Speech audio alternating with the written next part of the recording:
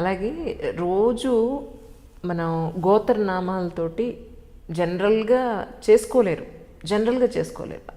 Unless until ఏదైనా ఒక auspicious day ఉంటే ఇంట్లో ఏదైనా స్పెషల్గా ఏదైనా పూజ పెట్టుకుంటే తప్ప అతి తక్కువ మంది గోత్రనామాలతో పూజలు చేసేవాళ్ళు. ఇందాక మీరు చెప్పినట్టుగా మన మనసులో ఉన్న భావం అనేదే ప్రధానమైంది. మిగతావన్నీ కూడా తాత్కాలికమైనవే, పెద్దగా ఇంపార్టెన్స్ లేనివి అని అనుకుంటే గోత్రనామాలు చెప్పుకొని దీపం పెట్టుకోవడం అనేది అంతే ఇంపార్టెంట్ అండి. లేకపోతే జనరల్గా ఏం చేస్తామంటే కొంతమంది ఆచమనం కూడా చేయరు, అది వేరే సంగతి. దీపం వెలిగించి పూలు పెట్టి ఏదో పంచుతారో బెల్లం అరటిబండ పెట్టి నాయన నీకు నమస్కారం అని చెప్పని వచ్చేస్తారు. అలా చేయొచ్చా? అసలు గోత్రనామాలు లేకుండా చేయొచ్చా మీ ఉద్దేశ ప్రకారం? దండం పెట్టుకోవడానికి గోత్రనామాలు చెప్పుకోవాల్సిన పని లేదమ్మా. ఇంట్లో కూడా బాగా సంప్రదాయంగా మా ఇంట్లో పూజలు చేస్తామని చెప్పేవాళ్ళు ఇంట్లో కూడా ఇంట్లో మొత్తం పూజ అంతా ఒకళ్ళే చేస్తారు. ఇది ఎన్నిసార్లు ఎన్ని చోట్ల ఎన్ని సందర్భాలు వస్తే అన్నిసార్లు అన్ని చోట్ల అన్ని సందర్భాల్లో చెప్తాను నేను. ఒక్క ఇంట్లో ఒక్క పూజా మందిరమే ఉండాలి, ఒక్క పొయ్యి ఉండాలి. అంటే 4 బర్నర్లు ఉండు 10 బర్నర్లు పెట్టు, ఒక కిచెన్ అది ఉంటేనే ఆ ఇంటి యొక్క ఐక్యతకి మనకి సంకేతంగా ఉంటుంది.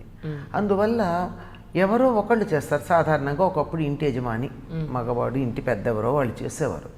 తర్వాత రోజుల్లో వంటింటితో పాటు పూజ గది కూడా ఆడవాళ్ళకి అప్పచెప్పారు. నేను ఎప్పుడు చెప్పే మాటే అది. అవును, అప్పచెప్పేశారు కనుక ఆడవాళ్ళు చేస్తారు. ఎవరు చేసినా ఒకళ్ళే చేస్తారు. మిగిలిన వాళ్ళకి దేవుడు లేడా? ఉన్నారు. వాళ్ళు ఏం చేస్తారు? వస్తారు, దండం పెట్టుకుని పెడతారు. ఇంకా ఏదన్నా కొంచెం స్పెషల్గా కావాలంటే ఇది ఇవాళ నేను కొద్దిగా హారతి ఇస్తానంటారు. హారతి ఇస్తారో పండు నైవేద్యం పెడతారేమో, కానీ మొత్తం పూజ దీపారాధన చేయడాలు ఎన్నో. ఒక దీపమే ఆరాధన, 2 చెయ్యి 4 చెయ్యి 10 చెయ్యి ఎన్ని ఉన్నా కానీ ఒక్కసారే దీపాలు వెలిగించటం ఉంటుంది. అట్లా చేసేటటువంటి సందర్భంలో అందరూ దండం పెట్టుకుని పెడుతున్నారే కానీ సంకల్పం చెప్పుకోవటం లేదు కదా. దీన్ని ఏమంటారంటే, మీరు గోత్రనామాలు చెప్పుకోవడం అన్నదాన్ని సంకల్పము అంటారు. ఈ సంకల్పం చెప్పుకోవడం ఏమిటంటే టైం అండ్ ప్లేస్ అని ఏదైతే ఉందో వాటిని గుర్తు చేసుకోవడం. ఉదాహరణకి మనకు ఉత్తరం రాస్తున్నాం, ఉత్తరం రాసేటప్పుడు పైన హైదరాబాదు ఇవాళ ఫలానా తేదీ అని వేస్తున్నామా లేదా? అయ్యాక అప్లికేషన్ ఒక ఫార్మాట్ ఉందా లేదా?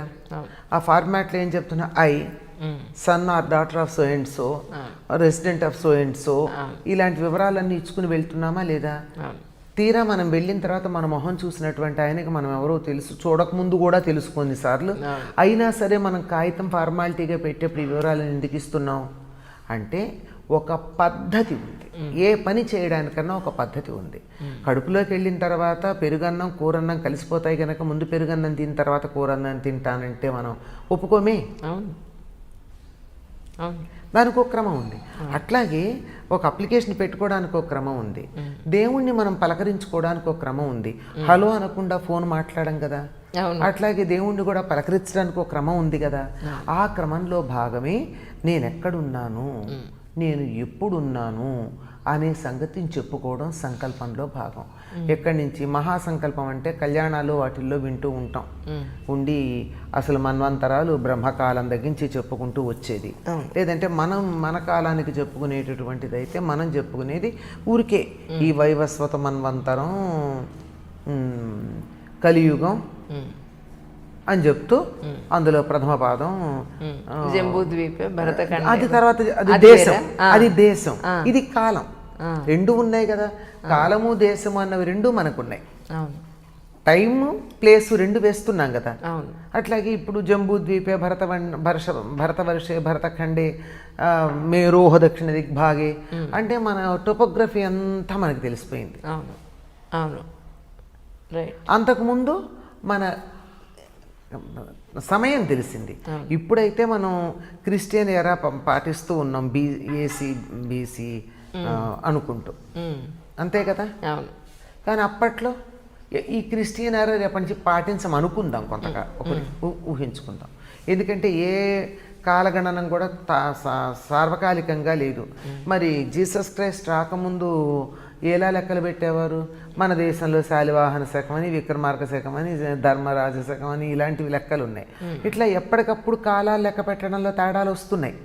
రేపు పొద్దున క్రీస్తు శకం పాటించకండి, ఇంకేదో పాటించడని ఎవరన్నా ఒక ఎవరి పెత్తనం ఉంటే వాళ్ళు కదా చేస్తారు. అట్లా చేస్తే అప్పుడు ఏమవుతుంది? అప్పుడు కాదు లెక్క, ఇవి మీరు ఇక్కడ చెప్పుకోండి తాత్కాలికంగా, అసలు లెక్క వేరే ఉంది.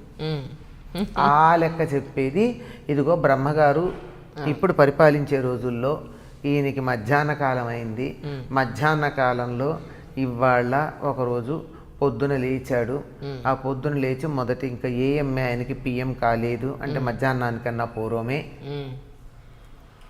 ఉంది. దాంట్లో ఇన్నో యుగం, కలియుగం, ఇంకా చెప్తే 28వ కలియుగం అని చెప్తారు, లేదంటే కలియుగంలో అందులో కూడా మొదటి భాగంలో అని ఇలా డేట్ చెప్పుకుంటున్నాం. అట్లాగే జంబూద్వీపం, భరతవర్షం, భరతఖండం, మేరు పర్వతానికి దగ్గర అంటే మనం మొత్తం భూగోళాన్ని వర్ణించేసుకున్నాం. జంబూద్వీపం అంటే భూభాగం, అందులో భారతవర్షం అంటే మేరు పర్వతానికి దగ్గర ఉండేటటువంటిది, అందులో భరతఖండం అంటే మనం ఉన్నటువంటి అఖండ భారత్ అంటే ముక్కలైపోయిన 3 ముక్కలైన భారత కాకుండా ఉండేటం, బర్మాతో, ఆఫ్ఘనిస్తాన్తో, శ్రీలంకతో కలుపుకున్న భారతదేశం అంతా భరతఖండం.